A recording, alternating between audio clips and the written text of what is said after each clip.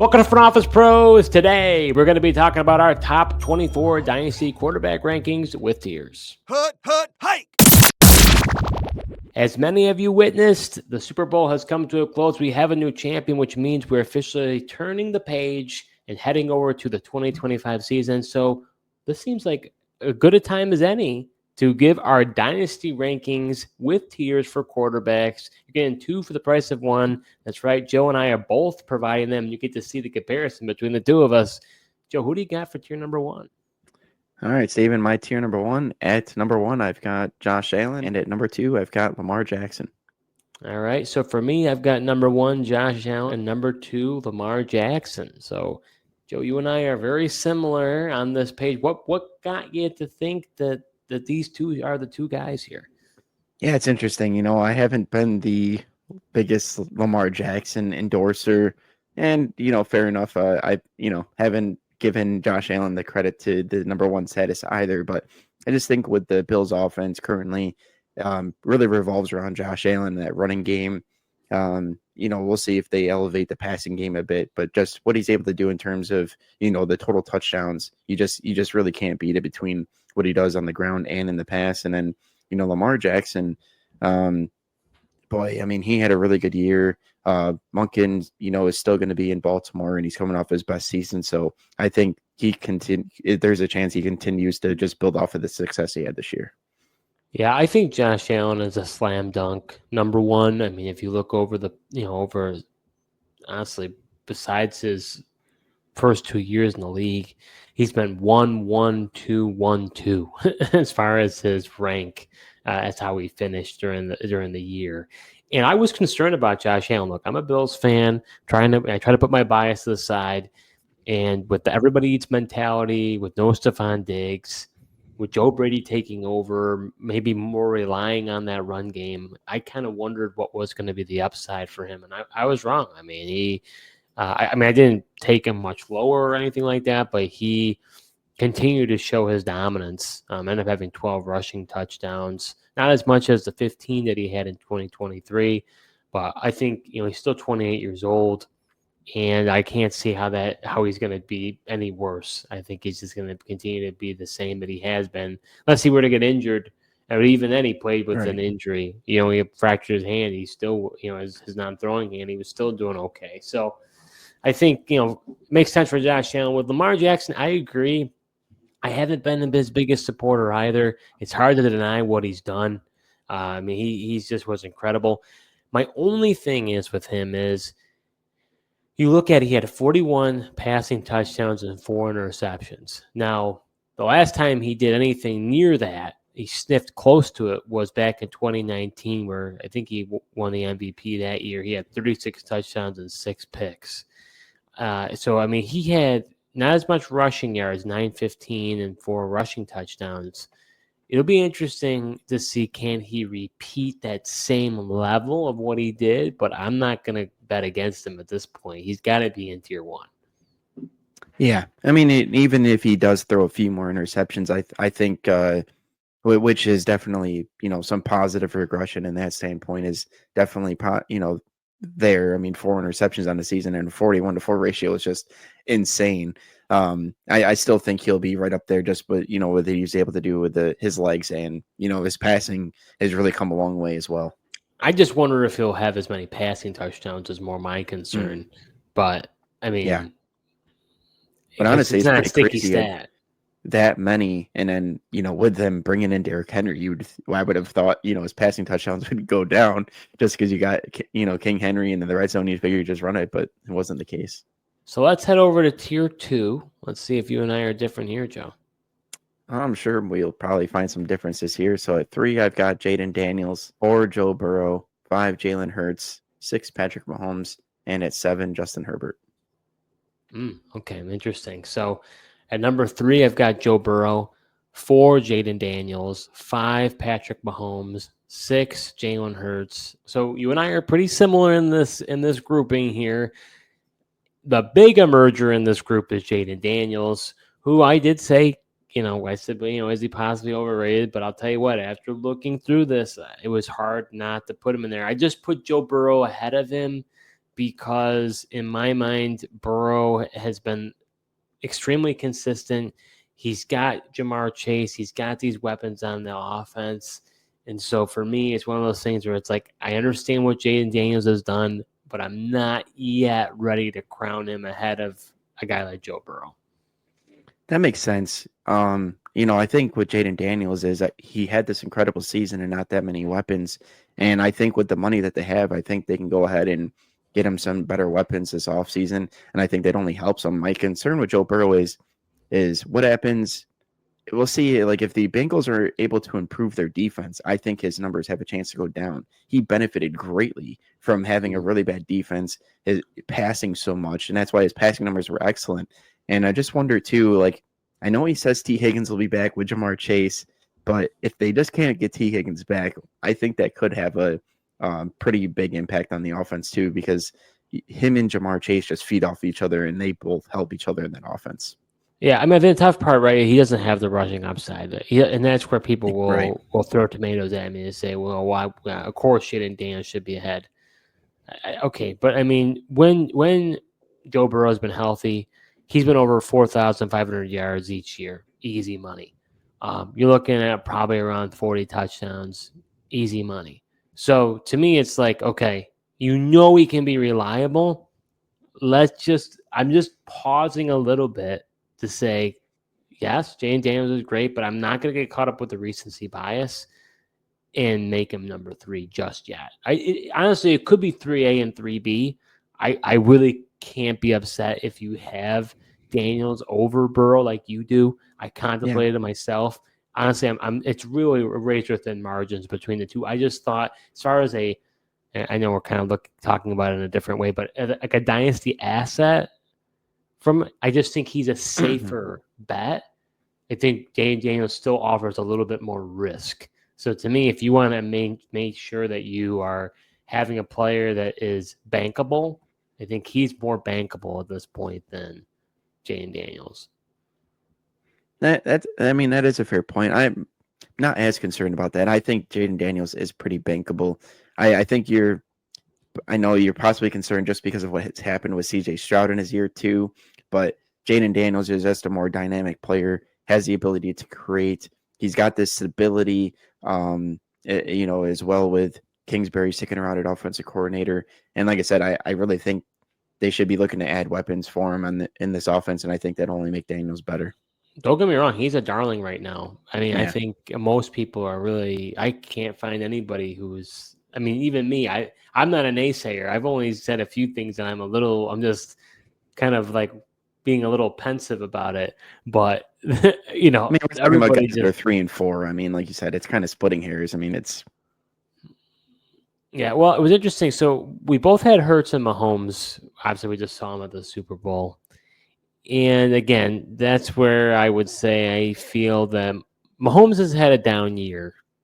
And you could say that there are, was this something that exposed the Chiefs, although it was one game and outside the Bills, sure, the Broncos beat them, but it was, their scrubs that were in. So, is this bigger problems that are looming for the Chiefs that would make you think that the offensive line is in shambles? Hopkins and Marquise Brown are free agents. Does Kelsey retire? Or do they just recreate the wheel again? But Mahomes did not have a really strong year this year. And really the past 2, he hasn't been all that good. Yeah, I mean, I think the offense changes a ton with getting Rashee Rice back. But you're not wrong. They have to fix that offensive line. But nobody was able to really expose it until the Eagles, and that's because Eagles just have a bunch of monsters on their front, and really nobody in the AFC had that type of line to really give them those issues that Philly was able to do. And I mean, it's not ideal for Joe Thuney to be out there playing left tackle. He played out of necessity, so we'll see how they address it. But I do think, if they address the offensive line, having a weapon like Rashee Rice, that really will help the offense go a long way for Mahomes. Are you enjoying this episode so far? Well, if you are, subscribe to our YouTube channel, smash that like button, and hit the notification bell for upcoming videos. We do videos throughout the year, so you're not going to want to miss what we have in store. So let's head over to Tier 3, Joe. Who do you got there? All right. So at number 8, I've got Bo Nix. Number 9, Caleb Williams. Number 10, Drake May. Number 11, CJ Stroud. 12, Kyler Murray. And at 13, Jared Goff. Well, this is going to be very interesting. Buckle up here. At number 7, I've got Justin Herbert. 8, I've got Baker Mayfield. 9, Caleb Williams. 10, CJ Stroud. 11, Jordan Love. And 12, Kyler Murray.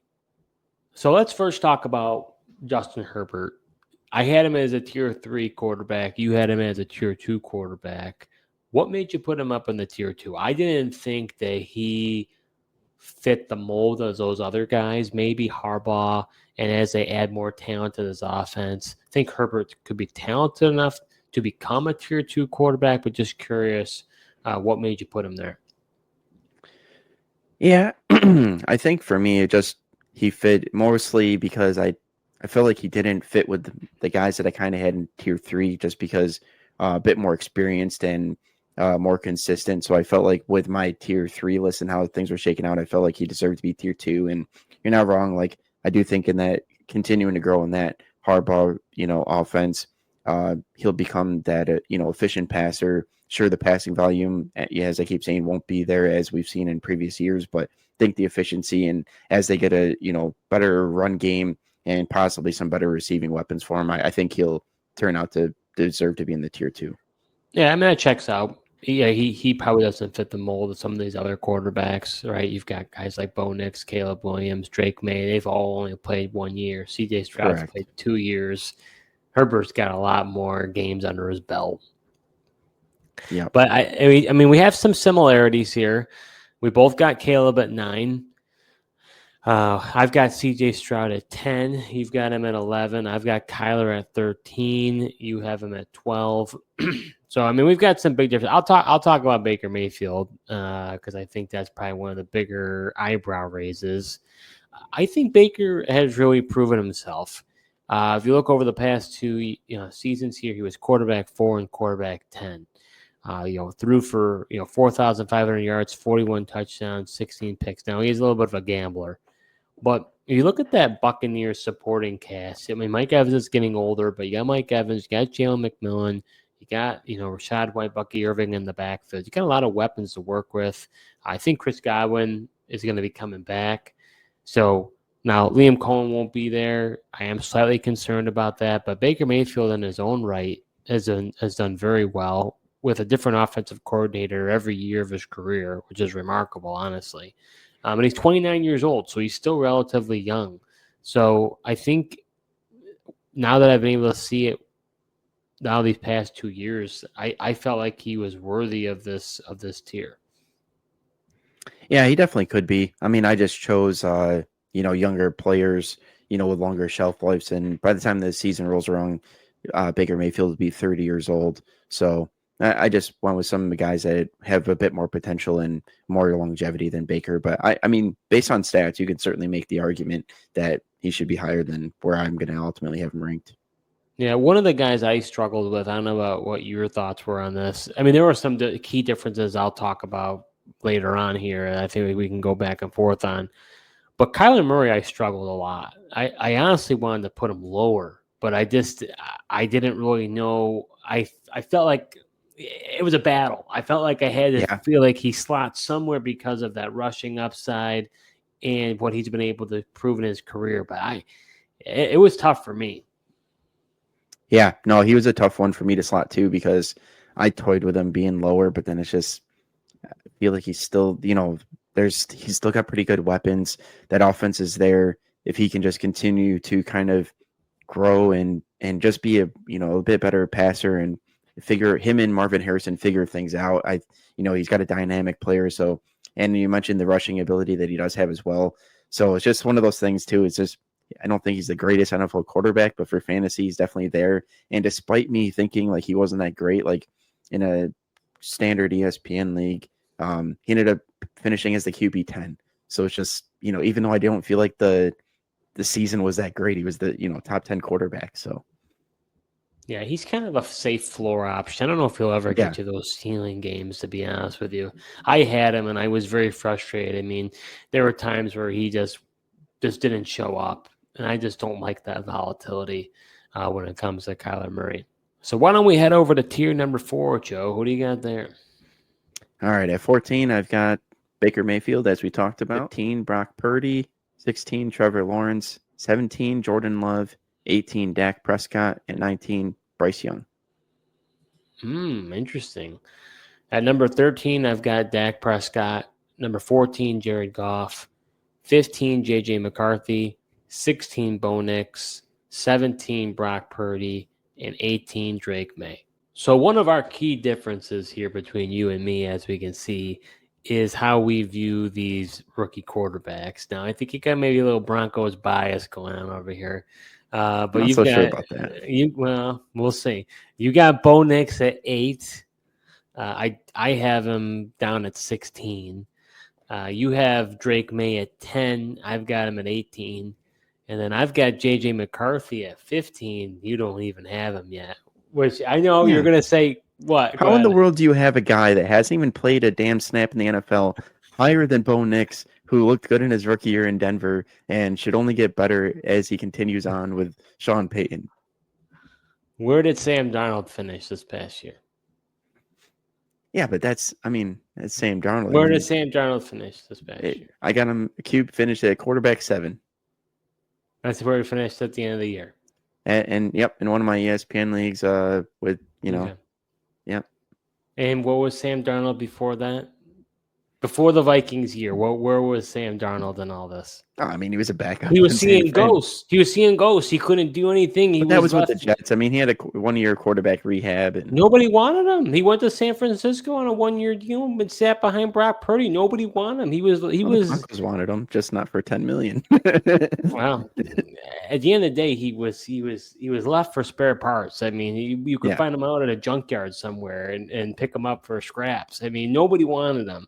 And then Kevin O'Connell was able to bring rags to riches and bring this guy to be a quarterback 7. So to me, it's like what he was able to do with Sam Darnold was what he was able to do. What is he going to be able to do with a guy like J.J. McCarthy, who is much more talented, in my opinion, than Sam Darnold, which I think you would agree. So to me, just based on pure potential, I know we didn't see McCarthy at all, but okay, count him as a redshirt, count him as a rookie. If you had us doing rookies, people, we have now, obviously it's not a strong class, Shedeur Sanders or whatever, but if you did this a year ago before these guys were drafted, people would have said, oh, Caleb Williams is a top 12 quarterback before he even was drafted by Chicago, before any of all this. So to me, it's like he's in Minnesota. Kevin O'Connell's going to work with him. He's got Justin Jefferson, Jordan Addison, TJ Hawkinson. He's got a great offensive line. I mean, he's got a lot working for him. So to me, look, I get it. This is not a popular pick by any means. Most people are going to agree with you, but I'm sticking to my guns here. I think that J.J. McCarthy could do, I just think he could do really well with Kevin O'Connell. We see what he's been able to do. As far as Bo Nix goes, look, Bo Nix. Okay, let's talk about Bo Nix versus Drake May. Bo Nix. Do you know where Bo Nix finished compared to Sam Darnold? What was Bo Nix? Right behind him at QB8. Okay, I get that. And Bo Nix had off rough. I know he did. And that's my concern is, does he regress in year 2? And what does Sean Payton build around him?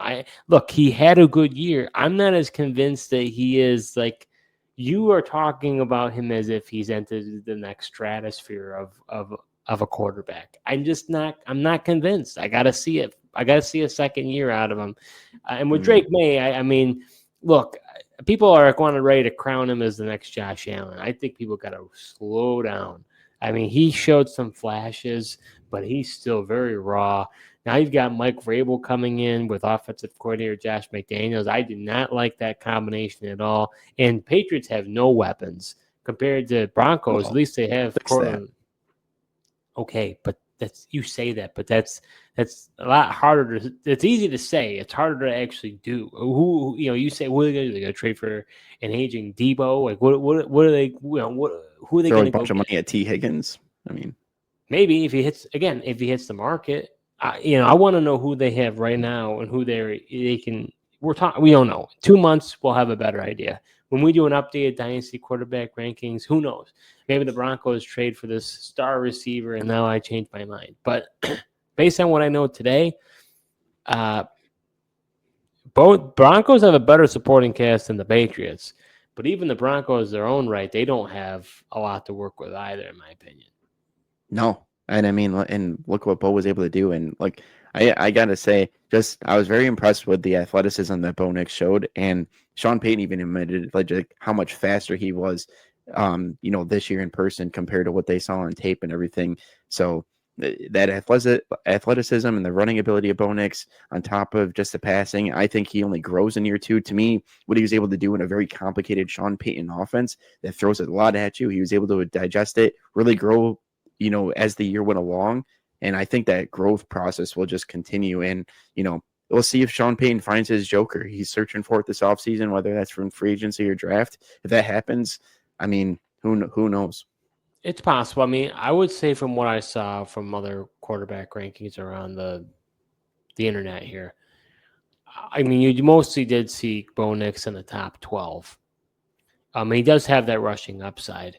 I didn't include him there because I just don't know if he has the ceiling as some of those other guys, and I don't know if So he's JJ bankable. McCarthy's got a higher ceiling than Bo Nix?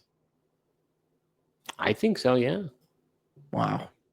You don't think so? No. Coming from a Michigan fan? Coming from a Michigan fan, right. You wanted the Broncos to draft JJ McCarthy. You didn't want Bo Nix.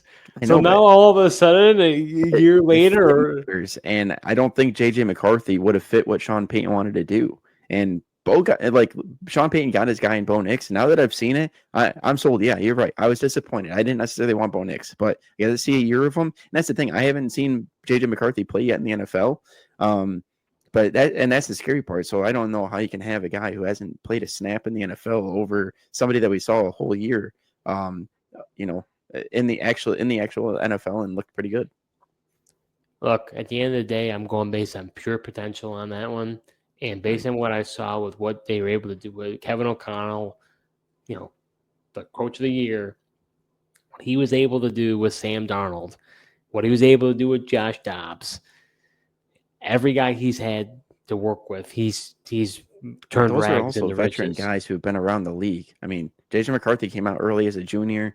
He's got some, he's got some growing and but he had a year to himself. learn O'Connell's playbook too. It's not like he was just sitting around eating bonbons. I mean, he was preparing for when he becomes a starter next year. So I mean, he has that whole year of being able to be in the quarterback room, look at plays, whatever, work with the quarterback coaches, blah blah blah. So to me, it's like he could be even more prepared.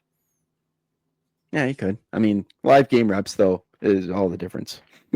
I don't disagree with that. Look, I'm going on a whim here. I think Bo Nix is interesting. I think Drake May is interesting. I think they both have potential. I honestly thought about putting them ahead of a guy like Jared Goff. I'm concerned about Ben Johnson leaving. I don't know, how things are going to shape up with them replacing a lot of that staff. I think me. I've never been a Jared Goff guy. You've kind of convinced me. Was surprised how high you had him, and even I know you don't really care for Dak Prescott necessarily. I was really surprised of how high you had Dak Prescott as well. Well, I just don't want to go based off recency bias of him having an injury and just being out of it. I mean, those guys, Goff and Prescott, have proven themselves over the past 2 years that they've been good. I just the reality is I don't believe it. Long term, maybe I'm wrong. From the eye test standpoint, I don't believe. Right now, it looks like these guys are going to do this. Quarterback class is going to be great. I think Jay Daniels has proven himself. He's going to be the guy. As far as the rest of them, who knows? We have no idea how they're going to turn out. Some of them looked promising in year one, and year two is going to be very telling. I'm way lower on Drake May. I'm a little bit lower, I think, on Bo Nix. I'm a little more bullish on JJ McCarthy, and you and I are probably a little lower on Caleb. But I think I got him in a fair spot at 9. I have him at 9 too, but I'm just saying maybe people would want him even higher now that Ben Johnson's there.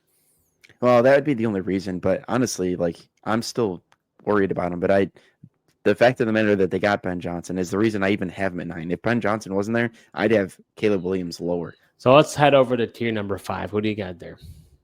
All right, in tier 5, so at number 20, I've got J.J. McCarthy, 21, Michael Penix Jr., 22, Anthony Richardson, 23, Tua, 24, Sam Darnold. Interesting. All right, so at 19, I've got Trevor Lawrence, 20, Tua Tagovailoa, 21, Anthony Richardson, 22, Bryce Young, 23, Michael Penix, and 24, Sam Darnold. So at the end of the day here, you and I had the same 24 players in this group. We didn't have anybody else different. Yeah. I will say I'm quite surprised that you have Bryce Young higher than me. I mean, I was a much bigger believer in Bryce than you were, but I guess the tables have kind of turned. I like Bryce. I just don't. I wouldn't have put him in that tier number 4. Yeah, well, I mean, part of it is I don't really have a lot of faith in my tier 5 players. None of them. A couple of them are younger, like J.J. McCarthy, Michael Penix Jr. We just haven't seen enough out of them. Where at least I've seen multiple years out of Bryce Young, and I think he showed a lot at the end of the year. Actually, I was pretty impressed with how he played with Dave Canales, and if they get him some more weapons there as well, I think he only improves. Yeah, I think he definitely can. I just the Panthers definitely need some offensive weapons to help Bryce Young go to the next level. I do think it's interesting that I also have Trevor Lawrence lower than you. He's a guy who I debated a lot on. I think this is very much a prove it year for him.